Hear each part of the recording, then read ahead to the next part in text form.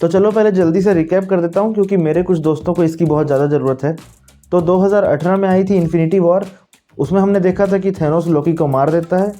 उसके बाद 2019 में आया एंड गेम, जिसमें हमने देखा कि एवेंजर्स पास्ट में जाते हैं 2012 में न्यूयॉर्क में इन्फिनिटी स्टोन्स को हासिल करने के लिए, और उस समय में लोकी जिंदा रहता है और क्योंकि उसकी किस्मत अच्छी रहती है तो उसको टेज़रेक्ट मिल जाता है और उसके थ्रू वो वहाँ से भाग जाता है। और इसी से हमें ये पता चलता है कि लोकी कभी मर नहीं सकता क्योंकि उसका दिमाग इतना तेज़ है कि उसे खुद भी नहीं पता कि उसने अपने आप को थैनोस के हाथों मरने से बचा लिया है। खैर एंड गेम में तो लोकी का पार्ट यहीं तक ख़त्म हो जाता है, पर इसके बाद 2021 में एक सीरीज़ आती है लोकी, जिसमें हमें ये पता चलता है कि लोकी गायब हुआ तो कहाँ गया।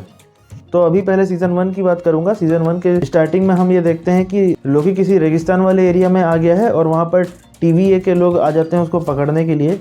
TVA मतलब टाइम वेरिएंट अथॉरिटी, और वो लोग लोकी को बोलते हैं कि समय रेखा के साथ छेड़छाड़ करने के लिए तुमको गिरफ्तार किया जाता है। तो इसको ऐसे समझ लो कि TVA एक ऐसा ऑर्गेनाइजेशन है जो कि ये लोग हर उस जीव को पकड़ लेते हैं जो समय रेखा के साथ छेड़छाड़ करता है। और फिर आगे जाकर हमें मल्टीवर्स के कॉन्सेप्ट के साथ लोकी के और भी वेरिएंट्स देखने मिलते हैं, जिसमें एक लड़की भी रहती है सिल्वी, और बहुत ही ज़्यादा इंटरेस्टिंग लगता है ये सब देखने में। अगर आपने अभी तक सीज़न 1 नहीं देखा है तो अभी भी आप देख सकते हैं, अभी भी टाइम है, और तभी सीज़न 2 समझ में आएगा। खैर ज़्यादा डिटेल में नहीं बताऊंगा क्योंकि आधे से ज़्यादा लोग देख ही लिए होंगे, और जिसने नहीं देखा है भाई आप देख लेना, तभी आपको ज़्यादा मज़ा आएगा, सुनने में मज़ा नहीं आएगा। बस इतना याद दिला देता हूँ कि आखिरी में ये दोनों लोकी विलन के पास पहुँच जाते हैं, कैंग द कॉन्क्यूरर, और फिर हमें पता चलता है कि पूरे यूनिवर्स को ये कंट्रोल करता है। बहुत पावरफुल आदमी है ये, एक जगह पे बैठ के सब कुछ देख सकता है।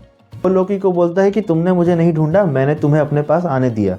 अरे एक सीन कमाल का था जिसमें दोनों लोग की तलवार लेके उसके पास आते रहते हैं और उस बंदे को घंटा डर नहीं लगता, वो आराम से चाय निकाल रहा है, चाय पियोगे करके। कैंग के इस वेरिएंट का नाम था ही हू रिमेन्स, और ये बोलता है कि अगर तुम्हें लगता है कि मैं दुष्ट हूँ तो इतना जान लो कि मेरे बाकी के अवतार अति दुष्ट हैं। इस बंदे को जितना नॉलेज होगा मल्टीवर्स के बारे में उतना शायद ही किसी और को होगा।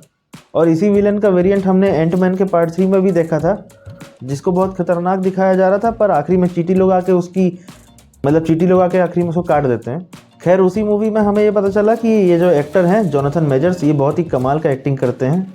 अगर आपने अभी तक एंटमैन 3 नहीं देखा है तो अभी भी आप देख सकते हो, कोई टेंशन नहीं है। एंटमैन पे भरोसा करके देख डालो, बस ज़्यादा कुछ एक्सपेक्ट मत करना कॉमेडी के अलावा। खैर वापस आते हैं लोकी पे, तो ही हू रिमेन्स बोलता है कि या तो मुझे मार कर मेरी जगह ले लो, या तो मुझे मार कर समय रेखा बर्बाद कर दो, और फिर मेरी तरह और भी विलन्स आ जाएंगे जंग लड़ने के लिए।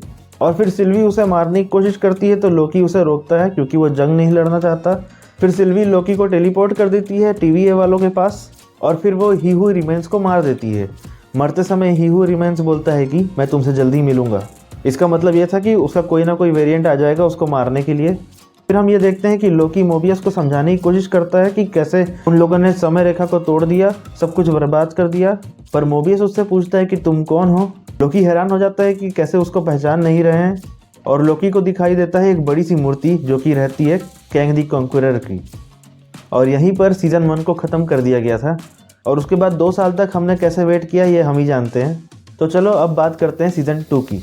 तो सीज़न 2 की स्टार्टिंग में हम ये देखते हैं कि लोकी भाग रहा है और उसके पीछे मोबियस भाग रहा है क्योंकि उन्हें लगता है कि कोई घुसपैठिया अंदर आ गया है।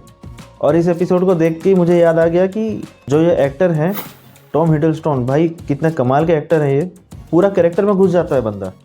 तो लोकी किसी तरह से वहाँ से भागने की कोशिश करता है, और यहाँ पर लोकी के साथ टाइम स्लिपिंग का भी प्रॉब्लम दिखाया गया है, और जिस तरह से उन लोग इस प्रॉब्लम का सॉल्यूशन ढूंढते हैं वो देख के अलग ही मज़ा आएगा। देखना ज़रूर अगर नहीं देखे हो अभी तक। तो अभी कोई स्पॉइलर नहीं दूंगा, फिर कभी हम डिटेल में बात कर लेंगे। बात करें एपिसोड 2 की तो हम देखते हैं कि लोकी और मोबियस 1977 में जाते हैं लंदन में UK। ये लोग हंटर X5 के टेम्पलेट को फॉलो करते हुए यहाँ आते हैं, और फिर हम ये देखते हैं कि हंटर X5 यानी कि ब्रैड भाई अलग ही ज़िंदगी जी रहा है, वो फिल्म स्टार बन के बैठा है टाइमलाइन में। तो लोकी और मोबियस उसको उठा के ले आते हैं और उससे सिल्वी के बारे में पूछते हैं, और जिस तरह से उसके मुंह से उगलवाते हैं भाई वो देख के बहुत हंसी आएगा। तो सिल्वी किस हालत में मिलती है लोकी को, और फिर वो उसकी मदद करती है या नहीं, ये तो आपको एपिसोड में ही देखना पड़ेगा। हम बात करते हैं एपिसोड 3 की। तो इसकी स्टार्टिंग मेरे को अब तक की बेस्ट लगी है। जैसे कि सीरीज़ में आजकल चलता भी है ना कि इंट्रो से पहले कैरेक्टर्स का बैक स्टोरी दिखाते हैं। ऐसे ही इसमें ही हू रिमेन्स के एक वेरिएंट का पास्ट दिखाया गया है। एक और बात ये बोलूँगा कि सीज़न 1 थोड़ा सीरियस फील हो रहा था, लेकिन सीज़न 2 कॉमेडी फील हो रहा है। एपिसोड 3 से चीज़ें थोड़ा ज़्यादा इंटरेस्टिंग लग रहा है।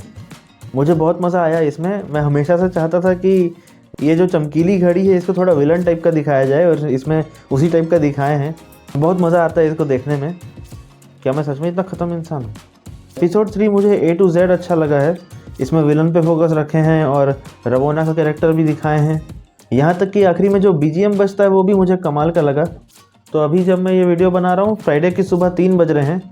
सुबह 6:30 बजे एपिसोड 4 आएगा। तो जैसे ही वो आएगा मैं कोशिश करूँगा कि उसका भी वीडियो बना के जल्दी से डाल दूँ। तब तक आप शेयर करिए इस वीडियो को अपने दोस्तों के साथ। मैं इस तरह की वीडियोस और लाऊंगा, इसलिए सब्सक्राइब कर लीजिए। मैं मिलता हूँ अगले वीडियो में। राम राम। मैं तुमसे जल्दी ही मिलूँगा। I keep disappearing. We don't have time. You just disappeared. I know. I can't keep looking at it because it's horrible. What? I thought you said it didn't look that bad. I was lying. It's terrible. It looks like you're being born or dying or both at the same time. It's freaking me out. It's okay. It's really painful. It's not that bad. I can handle it. How does it look?